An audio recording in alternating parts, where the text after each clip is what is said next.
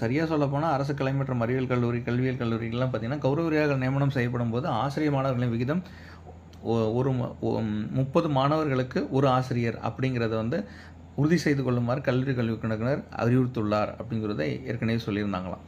So இதன்படி அப்போதைக்கு 1895 பேருக்கு வந்து ரெக்ரூட்மெண்ட்டுக்கு போடும்போது வந்து சரியாக 300 பேர் வந்து அதில் போகவே இல்லை. இப்போ வந்து புதிதாக கல்லூரி தொடங்கப்பட்ட நிறைய கல்லூரிகளில் பார்த்திங்கன்னா செகண்ட் இயர் தேர்ட் இயர்னு வந்ததுக்கப்புறம் இப்போ அந்தந்த கல்லூரிகளில் வந்து காலி பணியிடமாக இருக்கிற பேராசிரியர்கள் நியமனம் இப்போதைக்கு உடனே பண்ண முடியுமானா இம்மீடியட்டாக நாளைக்கே ஜாயின் பண்ண முடியணும், இல்லை ஒரு வாரத்தில் நடக்கணும்னா எதுவும் இப்போ நடக்காது.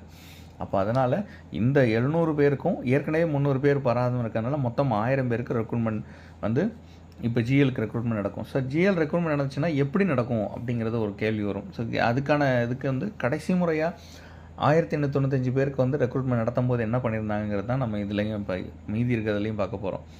ஸோ அப்போதைய நேரத்தில் என்ன பண்ணியிருந்தாங்கன்னா, ஸோ அன்றைய தேதிக்கு பார்த்திங்கன்னா அப்போ ரெக்ரூட்மெண்ட் வந்து இது மாதிரி தான் TNGA-SA அப்படிங்கிற ஒரு வெப்சைட்டில் தான் கொடுத்துருந்தாங்க. ஸோ கெஸ்ட் லெக்சரர் ரெக்ரூட்மெண்ட் இப்படி தான் வந்து ஆக்சுவலாக வேகன்சி கொடுக்கும்போது selection of guest lecture in government arts and science college education college on temporary basis அப்படிங்கிறத கொடுத்துருப்பாங்க.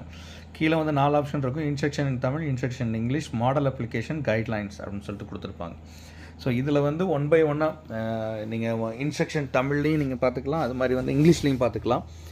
மாடல் அப்ளிகேஷன் எப்படி இருக்குங்கிறதையும் நீங்கள் கிளிக் பண்ணி இது மூலமாக தெரிஞ்சுக்கலாம். நீங்கள் அப்ளை பண்ண போகிற ரெக்ரூட்மெண்ட்டுக்கான இதுவும் வந்து பார்த்திங்கன்னா இதுக்கப்புறம் நடைபெறவிருக்கிறதும் பார்த்திங்கன்னா இந்த மாதிரி இதே வெப்சைட்டில் தான் கொடுப்பாங்க. இதே வெப்சைட்டில் தான் அரசு கலை மற்றும் அறிவியல் கல்லூரிகளில் இளநிலை மற்றும் முதுநிலை அப்ளிகேஷனும் இதே வெப்சைட் தான் காலேஜ் எஜுகேஷன் யூஸ் பண்ணுறாங்க.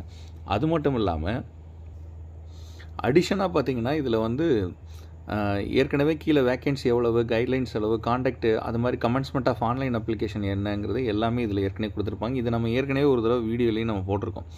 ஸோ அப்போ வந்து கமென்ஸ்மெண்ட் ஆஃப் ஆன்லைன் அப்ளிகேஷன் பார்த்திங்கன்னா டிசம்பர் 15 வந்து இணையவழி அப்ளிகேஷன் தொடக்கம் நாள் அப்படின்னு சொல்லியிருக்காங்க. அது மாதிரி last date of submission of online அப்ளிகேஷன்னா 29/12/2022 அப்படின்றத அப்போ கொடுத்துருந்தாங்க. இப்போ அப்ளிகேஷன் ஓப்பன் பண்ணுறாங்க அப்படின்னா எந்த தேதியில் ஆரம்பிக்கும் எந்த தேதியில் முடியுங்கிற 2 இதுவும் கீழேயே வந்து உங்களுக்கு மென்ஷன் பண்ணிவிடுவாங்க. சேலரி எவ்வளோ கொடுப்பாங்க, அதே மாதிரி வந்து இது எந்த மாதிரியான இது ரூல்ஸ் அண்ட் ரெகுலேஷனுங்கிறதையும் இதை கண்டினியூஸாக இதில் சொல்லிடுவாங்க. இது மட்டும் இல்லாமல் நீங்கள் குயிக் லிங்க்ஸில் நேராக போனீங்கன்னா உங்களோட இன்ஸ்ட்ரக்ஷனை தமிழ், இங்கிலீஷ் இல்லை மாடல் அப்ளிகேஷன் எது வேணாலும் நீங்கள் டேரெக்டாக போய் பார்த்துக்கலாம்.